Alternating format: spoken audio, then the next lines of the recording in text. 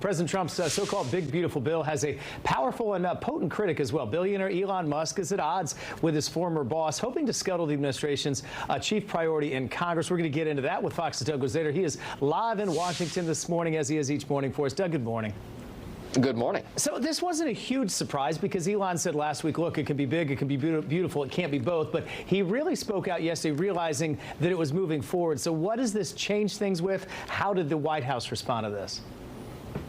Yeah, you know, his criticism is much more pointed now, calling this bill an abomination. And that may not go over too well within the White House, even though they try to kind of shrug this off. That, you know, this is a numbers problem in the Senate, and Musk's opposition to this makes it more difficult for fiscal conservatives to vote for this big spending bill, which also raises the debt ceiling. So as Republican leaders try to shepherd this thing through Congress, this is one more kind of bit of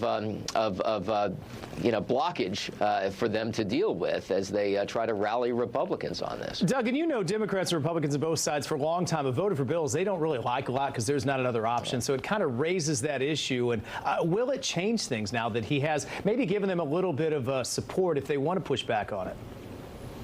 Well, right. And, you know, there is always that argument around here that you shouldn't let the perfect be the enemy of the good. And that is certainly the argument one can imagine that the White House is making to these reluctant senators, that, look, this may not have everything you want, but it still is, you know, is generally good from the White House perspective. And the president himself has indicated that there are some trade-offs here that he may not be thrilled with. But, you know, he's got a big kind of diverse caucus as far as Republicans are concerned, from moderates to fiscal conservatives. And it's tough to please them all. It is for sure. We'll see if they're able to do that. Let's talk about this. The president's tariffs actually lifted U.S. steel companies yesterday in the markets because today those 50% steel aluminum credits or those tariffs are now in effect. What does this change? Well, and we saw the president really rallying with, you know, with steel workers in Pennsylvania, for instance, trying to bolster steel production here at home. And these tariffs are designed to do that. On the other hand, they can also raise costs. And, you know, the potential impact on inflation has been something the White House has been keeping a close eye on. Doug, and they also gave a lot of countries, today was their deadline to send in their final offers as we near really that July tariff date coming up.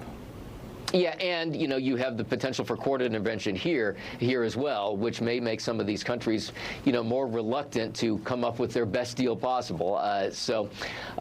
You know, there's still a lot of work to do as far as these tariffs are concerned. The administration really signaled that they were closing in on a number of deals, but most of them haven't come through yet. Yeah, Doug, I hear all this, and I'm not sure you're getting any time off this summer. I think it's going to be a busy summer for you in D.C. There's a lot going on. You know, normally summers are quiet around here. There's a lot going on. Not so much now. Good to see you, Doug. Thank you. Thanks, Ryan.